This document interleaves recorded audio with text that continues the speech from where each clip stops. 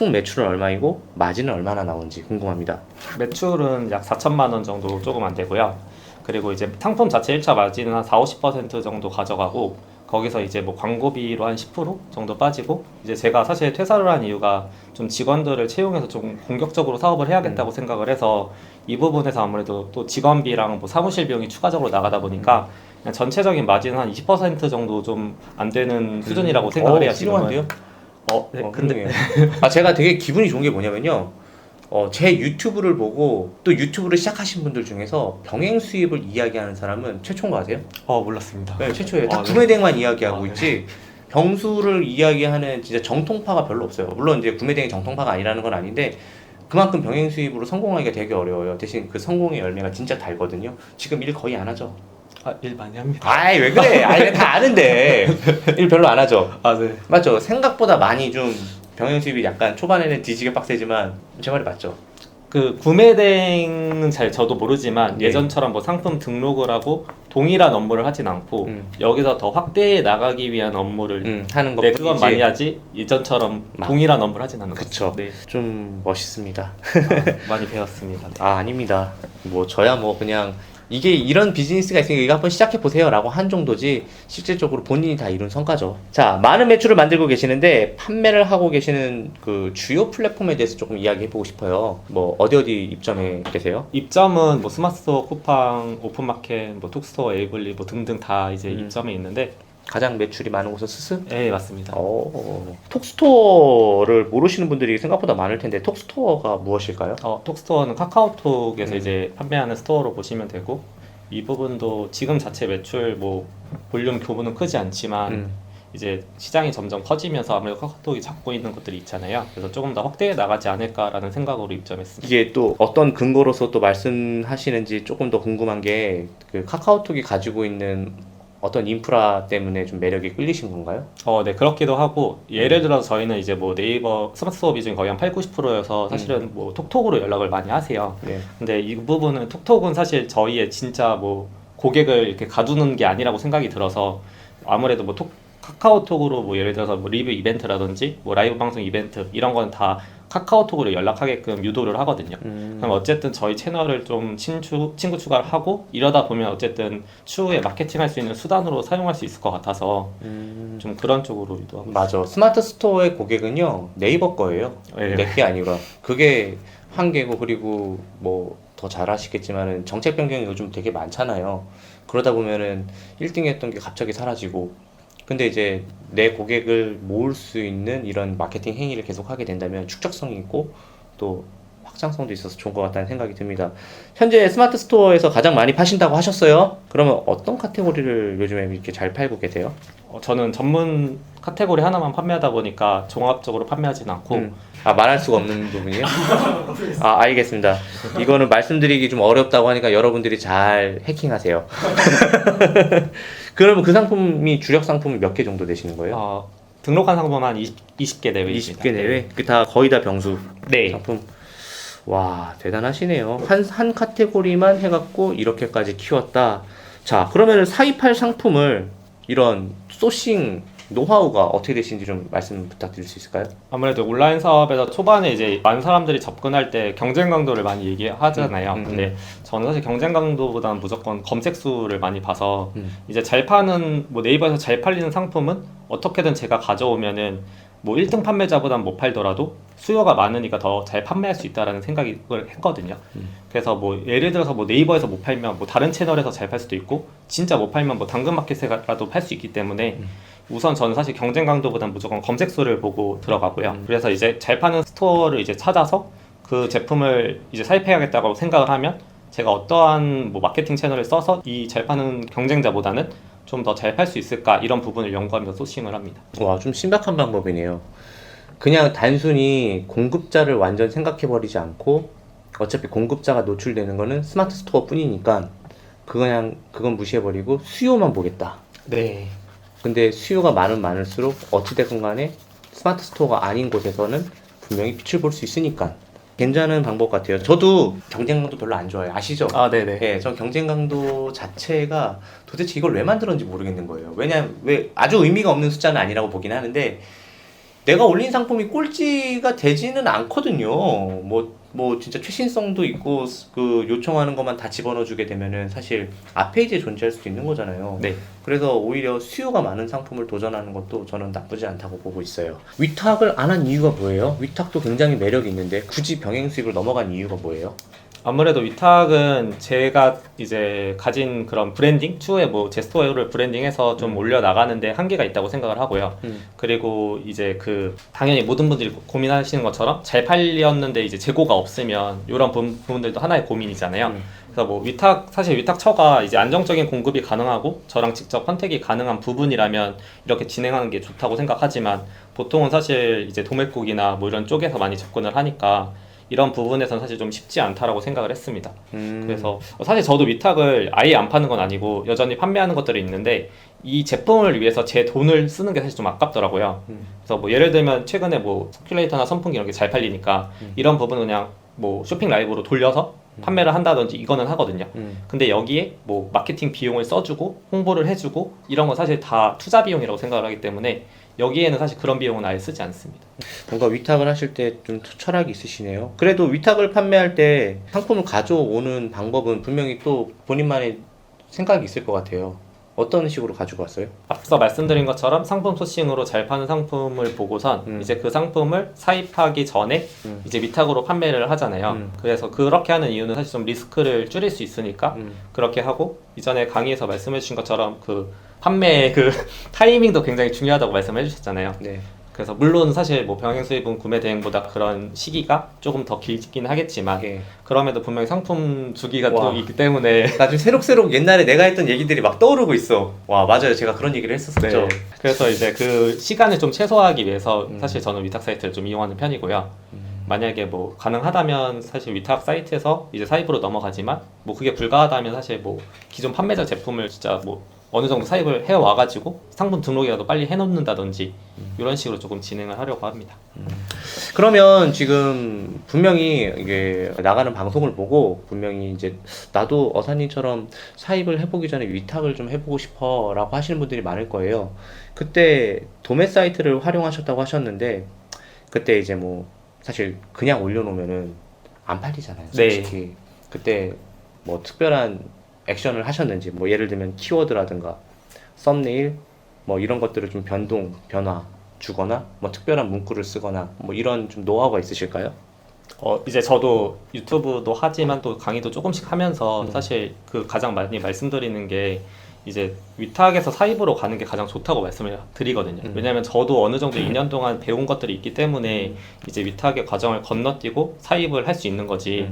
사실 처음부터 저도 처음에 사입했던 제품을 어떻게 보면 지금까지도 갖고 있을 정도로 잘 못했던 부분도 분명히 있기 때문에 이제 뭐 이런 영상들을 보시고 무조건 나도 사입해야겠다 이렇게 가시는 건 되게 위험하다고 생각을 해요. 근데 결국에 대표님께서 말씀하신 것처럼 이제 위탁 자체로만 올리면 안 되니까 뭐 상품명도 그 나름대로 가공 방식이 있잖아요.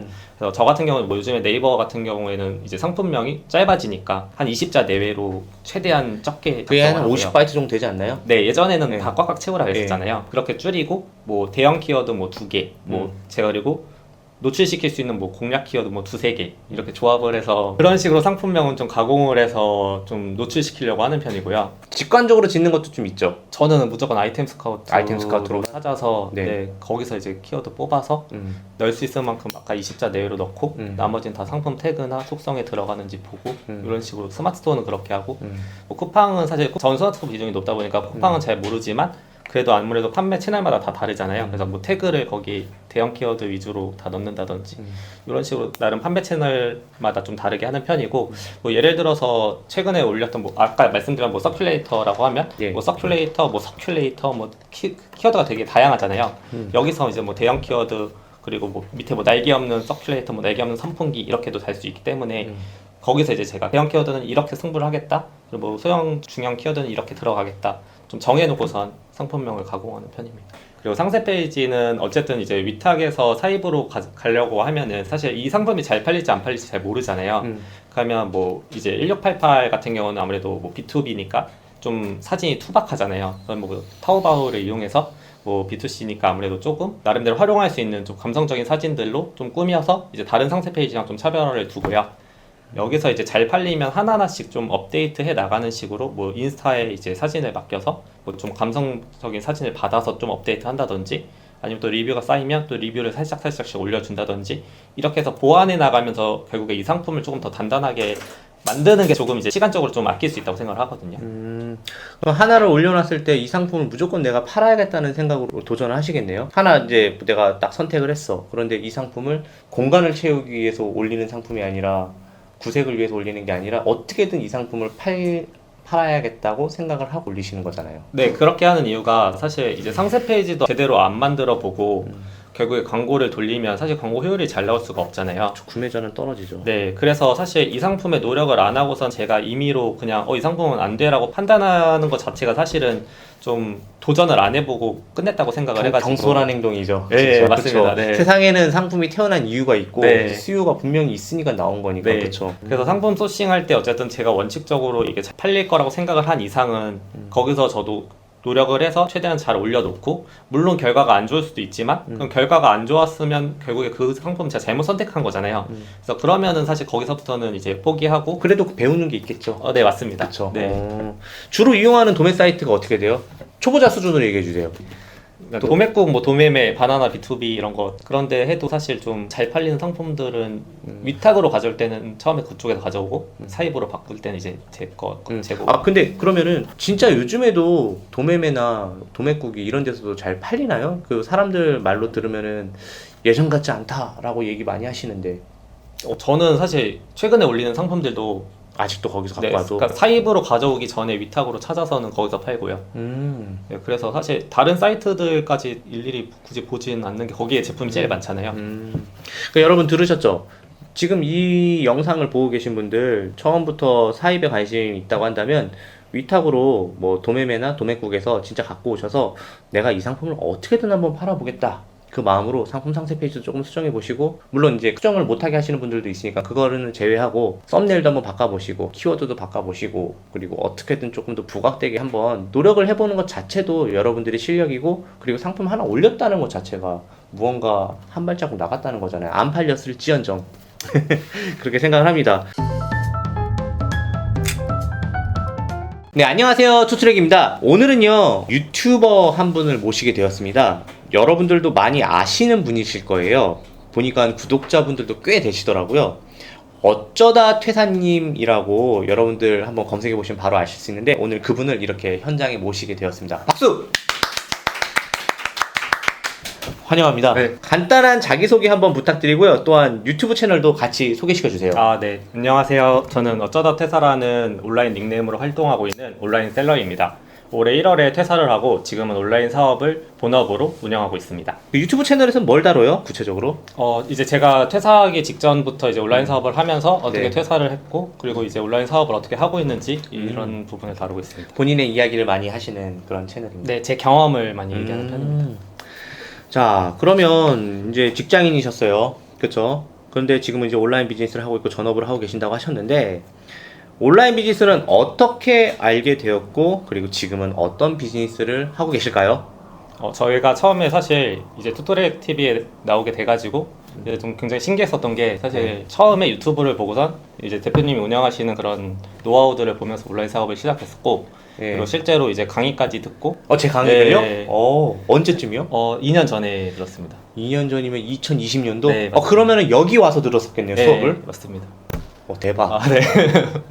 그래서 이제 그런 유튜브 채널이나 강의들을 들으면서 처음에 이제 회사를 다니면서 자본금을 갖고 병행 수입을 시작했었고요. 물론 처음 시작했었을 때는 여러 가지 서툰 과정들이 있었지만 그런 부분들을 보완하고 또 다른 강의가 됐건 제 스스로가 배우는 그런 부분들이 있건 이렇게 되면서 조금 늘었습니다. 오, 너무 감회가 새롭습니다. 저한테는 어떻게 보면은 저를 통해서 시작하신 분이 잘 돼서 유튜버도 하고 계시고 또 굉장히 유명해지시고 본인 사업도 잘 하시고 제가 유튜브를 한 이유를 여기서 또 찾을 수 있게 되었습니다. 자, 사업하시기 전에는 어떤 일을 하셨어요? 제주항공이라는 회사를 다녔었었는데 오. 네, 노선을 기획하는 업무를 했었습니다. 야, 또 엘리트셨네. 아닙니다. 예, 노선을 기획하고 노선을 기획하다니 노선을 기획하는 사람이 상품을 기획하면 얼마나 잘할까? 더 재밌어요. 더 재밌어요. 야, 직장 다니고 계실 때 사실 온라인 비즈니스를 하기가 쉽지 않잖아요. 투잡이니까. 그때 어떻게 진행하셨어요? 왜냐면 지금 이거 보시는 분들이 다 지금 본업을 가지고 계신 분들이 많으시거든요. 네. 그분들을 위해서 나는 회사 다닐 때 그래도 온라인 사업 이런 식으로 짬내서 했다. 이렇게 계획해서 했다. 이런 것 좀 얘기해 주시면 좋을 것 같아요. 그냥 일반적으로 생각하는 그런 부분들은 뭐 점심에 택배를 보내고 뭐 저녁에 와서 뭐 제품 등록하고 상세 페이지 만들고 이런 것들이지만 사실 저도 이제 직원들이 생겨서 이거를 보면 좀 걱정이 되긴 하지만 사실 저도 회사를 다닐 때 이제 회사에서 그 온라인 셀러 업무도 좀 했었었거든요. 근데 그런 거에 하나의 팁으로 말씀드리면 이제 집에서 뭐 상품 등록이나 이런 뭐 상세 페이지 가공 같은 거는 집에서만 할 수 있잖아요. 근데 이제 이런 부분들이 만약에 저녁에 못한 부분들이 있으면 뭐 엑셀화 해가지고 뭐 키워드를 뽑는다든지 아니면 뭐 상품 소싱을 할 수 있는 그런 자료 데이터들을 정리를 해놔가지고 회사에 출근해가지고 일 다 하고선 이제 중간중간에 이제 일 다 하고서 맞아요? 아, 네. 물론 회사 일은 끝나지 않지만 이제 제가 제 스스로 주어진 업무들은 다 하고 이제 그때 이제 엑셀로 열면 사실 이게 좀 드러나기는 쉽지 않으니까 그렇죠. 네, 그런 식으로 해야지 사실 어떻게 보면 온라인 셀러를 투잡으로 한다는 것 자체가 쉽지 시간이 제약적인데 회사가 거의 태반의 그 활동 시간이 있잖아요. 그래서 그런 부분으로 좀 시간을 활용할 수 있는 것이 또 하나의 팁이 되지 않을까 싶습니다. 굉장히 나이가 젊으신데 사실 이게 병행 수입이 자본금이 없으면은 좀 생각하기 쉽지 않은 비즈니스잖아요. 네. 그렇죠. 그런데 그 자본금은 어떻게 모았고 그리고 어떻게 관리했는지 세세하게 좀 부탁드릴게요. 아무래도 회사를 다녀서 장점은 따박따박 들어오는 돈이 있으니까 사실 뭐 이제 자본금이 줄어들진 않잖아요. 어쨌든 계속해서 투자되는 금액들이 있으니까 처음에 한 500만 원 정도로 이제 사입을 시작했었고 대표님께서 말씀하시는 것처럼 아무래도 이게 사업이 잘 돼도 문제인 부분이 돈이 줄어들더라고요. 네. 그래가지고 저는 이제 어느 정도 위탁이랑 사입을 좀 교차해서 진행을 했었습니다. 예를 들어 저 같은 경우는 뭐 잘 팔리는 상품은 계속 사입을 하지만 돈이 좀 묶이는 그런 부분은 위탁으로 최대한 제품을 좀 판매를 하고 이제 거기서 잘 되면 또 사입으로 나아간다든지 이런 식으로 하다 보니까 조금 자본금 문제를 좀 해결할 수는 있었습니다. 이거 초보분들이 들으면 되게 좋은 내용이네요.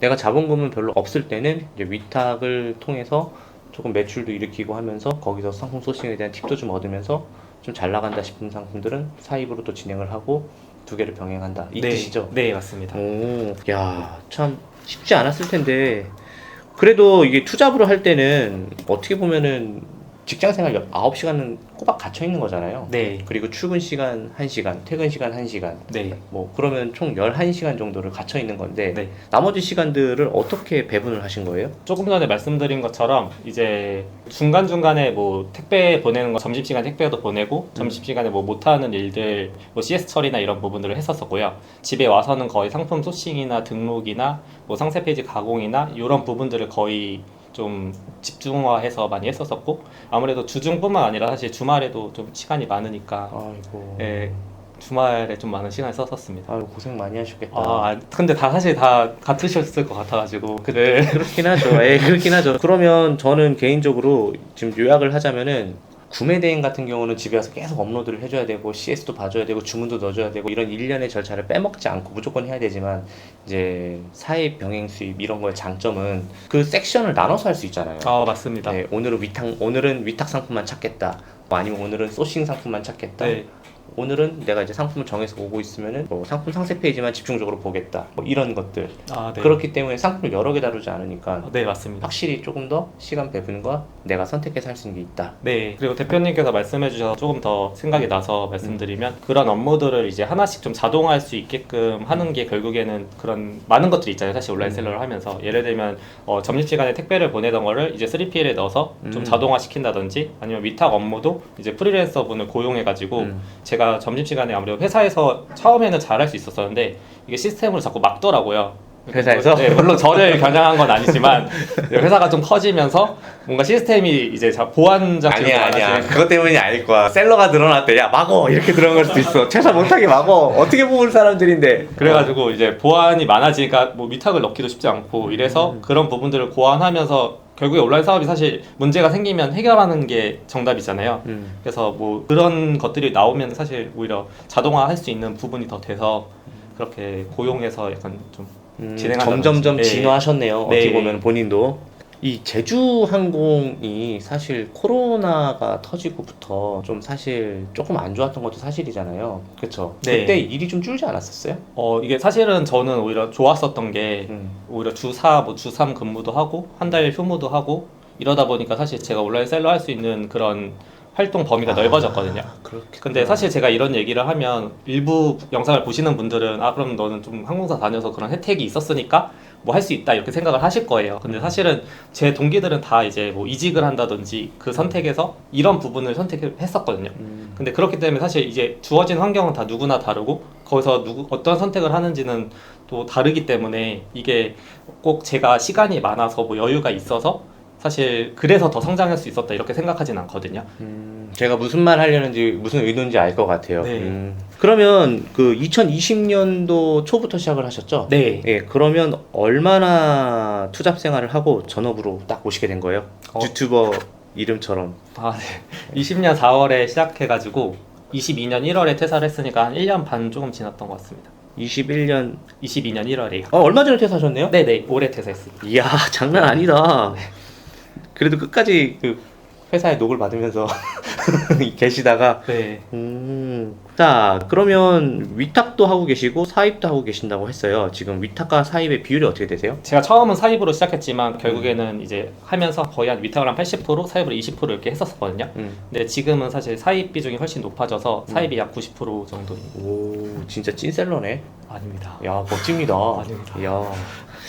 아, 이게 쉽지 않거든요. 이게 무언가 가지고 있고 무언가 구매를 해서 내가 다시 되팔 거라고 생각하는 것들은 사실 초보자들은 부채라고 생각해요. 자산이라고 생각하기가 되게 어렵더라고요. 물론 저도 그런 시절이 있었고, 안 무서웠어요? 처음에 그렇게 물건 사갖고 갖고 났을 때, 맨 처음에. 무서웠죠, 당연히. 그쵸? 네. 이거 못 팔면 다 똥이잖아요. 네. 솔직히. 못 네. 팔면 똥이에요, 진짜. 그 3PL, 4PL에서도 치워주는데 돈 달라 그러잖아요. 네. 그쵸? 네. 그러면 이제 투잡을 하고 계시는 분들이 이제 이 영상을 많이 보실 거란 말이죠. 위탁부터 시작하실 거예요, 이분들은. CS가 생각보다 어려울 것 같아요. 그리고 발주를 좀 더 빨리 할 수 있는 또 방법도 궁금하거든요. 좀 말씀해 주세요. 처음에 제가 말씀드린 방식을 좀 더 자세하게 말씀드리면 이제 저는 위탁이나 이제 뭐 CS 처리 같은 부분들 아무래도 회사 다니면서 하기가 쉽지가 않으니까 이제 뭐 셀러오션이라는 카페에서 이제 이런 발주 넣으실 분이나 뭐 CS 처리해 주실 분들 이런 게시글을 올리면 사실 생각보다 그 수요가 많거든요. 저도 사실 올리기 전에는 이 수요가 많을 거라고 생각을 못 했어요. 근데 이제 프리랜서 분도 아무래도 많아지고 그리고 뭐 디자이너를 하면서 뭐 이런 프리랜서 투잡식으로 하시는 분들도 많기 때문에 뭐 사실 제가 그걸 올렸을 때 한 뭐 20-30개 이상의 쪽지를 받았거든요. 오. 그래서 이게 수요가 없다고 하기에는 사실 되게 많은 시장이어서 그래서 이렇게 좀 접근해서 좀 본인의 시간을 좀 줄일 수 있다고 생각을 합니다. 와, 요즘에 제가 느끼는 건데요. 우리 온라인 셀러가 진짜 엄청 많이 늘어났잖아요. 그럼으로 인해서 연관 비즈니스도 엄청 늘어났어요. 그래서 진짜 디지털 노마드를 할 수 있는 직원분들, 사장님들 말고, 사장님은 디지털 노마드 못하고, 직원분들은 진짜 이렇게 부업으로 이렇게 집에서 충분히 도와드릴 수 있는 일이잖아요. 네. 그런 게 많이 좀 변하지 않았나, 세상이. 저 때만 해도 그런 게 없었어요. 예, 상품 상세 페이지 번역 정도나 좀 해주거나 그랬지, 이제는 그런 일들이 다 있다라는 게 참, 사람이 참 머리가 좋은 것 같아요. 이런 생각하게 되면. 자, 위탁시 추후 사입에 대한 계산은 어떻게 하나요? 예를 들어서 위탁을 하다가 얼마에 팔다가, 그럼 내가 이제 사입을 할 때는 어느 정도 마진을 가져가야겠다. 이런 것들. 저는 사실 위탁에서 물론 마진을 벌 수 있으면 벌지만 사실 조금 손해보더라도 좀 판매하는 편이거든요. 그래서 사실 그렇게 잘 팔리고 판매량이 많으면 나중에 사입을 할 때 좀 수량을 좀 늘려나갈 수 있잖아요. 사실 근데 마진을 딱 정해놓고 들어가면 위탁에서 20% 마진을 벌어야겠다 이렇게 하면 그만한 제품을 좀 찾기가 어렵다고 생각을 해요. 그러면 자꾸 시간적으로 제약이 되고 뭔가 못 올리게 되고 상품을. 손해보면 안 된다라는 생각이 들면은 사실 네. 제가 어떤 전략인지 좀 알 것 같아요. 네네. 예를 들어서 그냥 내가 진짜 정식으로 수입하기 전에 상품을 테스트하기 위한 용도로 올려놓고 이게 가격적인 메리트만 있으면 잘 팔리는구나 라는 걸 눈으로 확인하고 네. 확신 갖고 네. 왕창 주문한다 뭐 네, 이런 거죠. 맞습니다. 오, 되게 좋은 아이디어인데요? 나도 사람들한테 좀 그렇게 좀 한번 해보라고 얘기해야겠다. 야, 이거를 미리 이렇게. 자, 그리고 이제 우리 병수가 참 특이한 게 제품을 많이 사입해 놓는다는 것 때문에 매달 사실 돈이 없잖아요. 네. 지금도 이렇게 사업은 하신 지 좀 됐지만 네. 매달 들어온 돈은 내가 수치적으로는 확인은 가능하지만 진짜 통장 잔고에 그렇게 많이 막 쌓여 있진 않죠. 네. 이게 관리가 어려울 것 같은데 나가는 돈과 들어온 돈 확실하게 계산하는 방법 알려주세요. 그러니까 재고가 사실 많아진다라는 그 느낌이 더 강하지 사실 금액이 딱 쌓인다 이런 거는 안 들긴 하거든요. 그래도 저는 최대한 뭐 월에 몇백만 원이라든지 이런 부분 좀 빼내요. 제 오. 통장으로. 그래서 뭐 이런 수익 정도는 그래도 가져가고 있구나 이 부분은 체크를 해야지 사실 계속 이게 재고만 쌓여가는 사업이 되면 안 되잖아요. 그렇죠. 그래서 그렇게 좀 조정을 하려고 합니다. 한번 삐끗하면 우르르 무너지는 거잖아요. 네. 그쵸. 예를 들어서 뭐 스토어가 갑자기 퇴점을 당한다거나 뭐 아니면은 뭐 내가 잘못된 선택으로 인해서 다른 상품, 엉뚱한 상품을 소싱을 하게 되면은 이거 다 그냥 날리는 거잖아요. 네. 그쵸. 만약에 지금 판매하고 계신 상품이 분명히 어사님만 판매하는 건 아니시죠? 네. 그쵸. 좀 민감한 문제일 수도 있긴 한데 그런데 그런 상품들하고 똑같이 노출이 되어 있는 상황에서 내 상품이 더 돋보이게 하고 잘 팔리게 할 수 있는 방법의 노하우가 어떻게 될까요? 사실 제가 소싱할 때 말씀드린 것처럼 이제 잘 팔리는 상품을 보고 소싱을 하기 때문에 어차피 잘 팔리는 경쟁자랑 당연히 똑같은 제품을 판매하고 있는 거거든요. 전략 자체가. 근데 어떻게 그 판매자랑 다르게 가냐는 물론 많은 분들이 얘기하시는 뭐 썸네일을 좀 다르게 간다 이런 건 사실 너무 필수적인 것 같고요.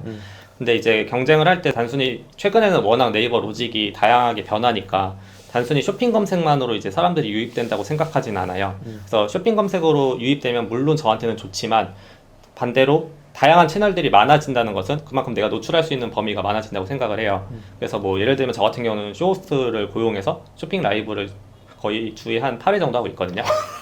네, 그래서 그러다 보니까 사실 그 사람은 8회? 네네. 그래서 사실 어떻게 보면 1등 판매자는 쇼핑 라이브를 안 하고 있지만 저는 쇼핑 라이브로 그 사람보다 더 많은 노출을 만들어내고 뭐 꼭 거기 채널만이 아니라 뭐 카페가 됐던 SNS가 됐건 열심히 하시는구나. 네, 그렇게 좀 퍼져 나갈 수 있는 그런 부분이 있기 때문에 단순히 쇼핑 검색만 보고 저 1등 판매자가 뭐 예를 들어서 저보다 뭐 100원 싸니까 이제 나는 또 100원 낮춰야 돼 이렇게 접근을 하게 되면 가격 경쟁만 하다가 사실 좀 밀려나갈 수 있잖아요. 그렇죠. 네, 그래서 서로 피 보는 장사죠. 네. 아예 그냥 다른 팔로를 개척하신 거네요. 뭐 인스타그램이나 뭐 이런 거, 뭐 블로그나 이런 것도 하시는 거예요, 그러면? 네. 오. 하고 있긴 한데 최근에는 사실 쇼핑 라이브랑 이제 검색 뭐 광고 쪽을 제일 많이 하는 편입니다. 자, 상세 페이지를 최대한 활용하신다고 하셨어요. 어떻게 활용하시는지 좀 궁금하고요. 그리고 타오바오 이미지를 가져와서 이제 어떻게 사용하시는지 좀 말씀 부탁드릴 수 있을까요? 우선은 제가 상세 페이지로 생각하는 그런 포맷을 일단 하나를 만들어 놨고요. 이제 그러다 보니까 하나를 만들어 놓으면 사실 뭐 거기에만 이제 사진을 좀 넣어준다든지 변경하는 게 좀 쉬워지더라고요. 그래서 저도 지금은 디자이너가 있지만 사실 디자인을 잘 못해서 예전에 미리 캔버스로 했었었고 그랬었을 때 15페이지 뭐 16페이지 이렇게 틀을 만들어 놓은 다음에 이제 사진들을 가져와서 거기다 수정을 하고 그리고 이제 아까 말씀드린 것처럼 인스타에 사진 좀 감성적으로 찍으시는 분 계시면 이제 뭐 제품 협찬으로 갈 수도 있지만 거기서 뭐 3만원, 5만원 더 추가적으로 드리면 사실 뭐 동영상도 찍어주시고 이렇다 보니까 오히려 제가 틀을 만들어 놓으면 제가 원하는 그런 영상이나 사진을 요구할 수가 있잖아요. 네. 그러면 그렇게 해놓고 이제 뭐 GIF로 변화하고 이런 부분 당연한 거니까 그런 부분들을 좀 이제 업데이트하는 식으로 좀 상세 페이지를 계속해서 보완해 나갑니다. 그러니까 인스타그램을 이제 감성적으로 사진 잘 찍으시는 분들을 서칭해서 내 상품과 조금 뭔가 좀 결이 맞는 것 같은 사람들을 얘기해서 네. 좀 돈을 조금 들이고서라도 이제 사진만 아니라 동영상도 찍어갖고 그런 거 다 받아갖고 반영을 다 한다. 네. 이런 거죠. 1688 사진 요즘 괜찮아요. 1688도 좋은 건 잘 씁니다. 진짜 네. 괜찮아요. 예, 괜찮아요. 자, 네이버 이야기를 안 하고 갈 수가 없어요. 스마트 스토어니까요. 그쵸? 네. 이게 로직 변화가 진짜 많아요, 요즘에. 그쵸? 네. 근데 이런 것들을 이제 어떤 식으로 대응을 하세요? 이게 사실 되게 민감한 부분이어서 얘기를 해도 될지 모르겠지만 저도 어쨌든 제 유튜브 채널에서 얘기를 한 적이 있어서 말씀을 드리면 이제 로직 변화 어쨌든 이런 부분이 결국에 막 트래픽 이런 얘기도 많이 하잖아요. 그래서 사실 저도 이제 트래픽 부분에 대해서 조금 고민을 해봤을 때 이게 결국에는 시장에서 이것만 믿고선 사실 이 사업을 계속 가져가면 굉장히 위험할 수 있다고 생각이 들더라고요. 그래서 어차피 로직 변화란 건 지금 저희가 접했을 때 지금 새롭게 또 다른 게 있었던 거지 이전에 또 없었던 건 아니잖아요. 계속해서 뭐 앞으로도 있을 거고 끊임없이 있을 건데 여기서 뭐 하나에 너무 좀 어떻게 보면 마약 같은 거라고 얘기를 해야 되나요? 좀 마약 같은 것들에 너무 하나를 매몰해서 이제 집중하다 보면 예를 들면 제가 트래픽으로 순위를 엄청 올렸는데 이제 한순간에 만약에 로직 변화가 떨어지면 그 업체에 계속 연락을 해가지고 아 트래픽 쏘는 거. 예, 아, 어떻게 보면 네. 시장에서 할 수 있는 부분을 하는데 여기에만 의존을 하게 되면 나중에 아, 사업의 네, 리스크가 저도, 있다고 생각을 네. 하고 만약에 잘못 사갖고 어뷰징 걸리면 어떻게 할 거야? 네, 스토어 그냥 거의 코마 상태가 되는 거잖아요. 네, 맞습니다. 노출도 안 되고 액션 해도 아무것도 안 변하고. 네. 저는 그런 부분은 조금 위험한 것 같아요. 네. 그냥 전 장풍이라 그러거든요. 그거 보고 네. 장풍 한번 쏴갖고 위로 쭉 올라가고 네. 그거가 뭐 시장에 있는 거니까 자본주의니까 이용할 수 있다고 생각하는데 그 잘못 사용했다가 스토어 어뷰징 걸리면 네. 어떡해. 그런 가능성이 있어서 굉장히 많은 걸 하세요. 쇼핑 라이브, 검색 파워링크도 하시는구나. 네. 진짜 되게 옛날에부터 있었던 방식이잖아요. 그렇죠? 카페 침투 그리고 뭐 블로그 인플루언서 이런 것들을 굉장히 많이 하시는데 이 중에서 가장 잘하는 거는 쇼핑 라이브인 거죠. 네, 요즘에는 그렇습니다. 나만의 노하우 뭐 이런 여러 가지 종류들 중에서 그래도 뭐 이 정도는 다들 알고 계시잖아요. 뭐 내 쇼핑몰을 홍보하는 방법, 내 상품을 판매하는 방법들 중에서 인플루언스 이용하기, 뭐 유튜브 이용하기, 뭐 쇼핑 라이브, 파워링크 뭐 이런 거 다 아는데 이것들 중에서 내가 그래도 조금 더 노하우를 더 있다. 여기에서 활용할 때 더 적극적으로 활용할 수 있는 방법이 있다. 좀 얘기 좀 해주세요. 앞서 말씀해주신 그런 로직 변화랑 좀 이어지는 부분인데 결국에 로직 변화에서도 그런 상품 검색의 그 순위에만 자꾸 집착하게 되면 사실 다양하게 노출 지면을 가져갈 수 있는데 그 부분을 놓치는 거잖아요. 그래서 결국엔 이런 다양한 지면들을 어떻게 좀 노출시킬 수 있고 어떻게 유입을 끌어올 수가 했을 때 저는 이제 처음에 말씀해주신 쇼핑 라이브가 좀 최근에는 맞는 그런 부분이라고 생각했고 사실 저희 제품 카테고리랑 좀 연관이 있다고 생각을 했습니다. 그래서 이제 제가 상품 소싱을 할 때 사실 저는 마케팅도 어떻게 해야 되겠다라는 부분을 염두에 두고 가져오다 보니까 뭐 쇼핑 라이브 이 상품은 쇼핑 라이브에서 방송을 해야겠다 해서 가져오거든요. 근데 사실 쇼핑 라이브에서도 잘 팔리는 상품이 있고 잘 팔리지 않는 상품이 있는데 뭐 예를 들면 제가 알기로는 화장품이나 이런 상품들은 아무래도 좀 브랜드 인지도가 없으면 굉장히 소비자들이 낯설게 생각을 해서 아무리 쇼핑 라이브 동안 방송을 해도 좀 매출이 잘 안 나온다라고 좀 이해를 하고 있습니다. 근데 이렇게 되면 사실 이 채널에는 그 핏이 안 맞는데 자꾸 이 방송에만 계속 하다 보면 사실 어떻게 보면 매출이 안 나올 수 있잖아요. 그래서 저는 이제 먼저 쇼핑 라이브가 제 그 제품에 잘 맞는다라는 부분을 이제 좀 인지를 하고 그래서 좀 공격적으로 라이브 방송을 진행하고 있는 거거든요. 그래서 사실 저는 이제 제품군에 그 적합한 마케팅들이 있다고 생각을 해요. 뭐 예를 들어서 뭐 맘카페 관련된 제품은 당연히 유아용품이나 뭐 인테리어 용품을 팔면 쇼핑 라이브보다는 오히려 뭐 맘카페가 더 이제 많이 나오겠죠. 네, 효율적일 수 효율적이죠. 있잖아요. 예, 예. 근데 결국에는 이게 머릿속으로는 알지만 실행으로 옮기면서 그 구조를 어떻게 가져가냐의 싸움인 것 같거든요. 저는 이제 뭐 예를 들어 처음에 이제 저희 직원을 프리랜서로 했었을 때는 회당 비용을 한 10만 원 정도 가져가게 되면 사실 로아스가 사실 그 정도 안 나오다 보니까 아예 그러면 차라리 고용을 해서 더 이제 비용을 낮추고 더 다양하게 좀 방송을 시도해보자라고 해서 이제 그래서 이제 좀 그런 수익률을 좀 챙겨갈 수 있는 거지. 아 그러면은 아예 그 호스트를 고용하신 거예요? 네, 지금은 직원입니다. 와 그리고 하루에 한 2번씩? 한 번씩? 네, 2번 정도. 하루에 2번? 네. 그러면 일주일에 9번에서 10번? 금토는 안 하고요. 야, 네, 9번, 10번 정도. 와 진짜 힘드시겠다. 이분 그냥 안 보고 달달 외우겠다 이제. 맞죠? 그 집에서도 상품에 대해서는. 하고 근데 꼭 출근만 하진 않고 어. 그렇게 변동해서 합니다. 초보자들이 지금 많은 마케팅 방법이 있는데 가장 쉽게 활용할 수 있는 방법이 뭐가 있을까요? 뭐 키워드 뭐 조합해서 하는 것도 좋은 방법이긴 하지만 우리 또 어사님이 보실 때는 어떤 게 있을까요?